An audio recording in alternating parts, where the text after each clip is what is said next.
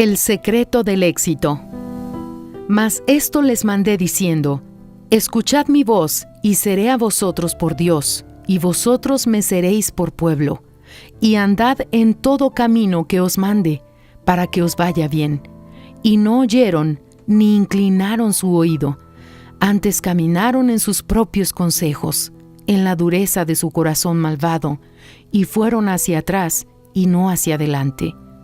Jeremías capítulo 7, versículos 23 y 24. ¿Quién nos garantiza que haremos las mejores elecciones? Nadie. No mientras estemos solos. Sin embargo, el Espíritu de Dios es capaz de orientarnos en todas las decisiones. En nuestro intelecto, una voz suave nos da certeza o avisa: por ese camino no. Como dice la profecía, entonces tus oídos oirán a tus espaldas palabra que diga: este es el camino, andad por él, y no echéis a la mano derecha, ni tampoco torzáis a la mano izquierda. En Isaías capítulo 30, versículo 21. La palabra de Dios nos hace saber su voluntad, nos hace entender sus pensamientos. Quien le presta atención a la voz de Dios, es decir, quien obedece a su palabra, va hacia adelante. Enfrenta luchas, pero conquista. Su seguridad está en Dios. Sus decisiones son basadas en los consejos de Dios.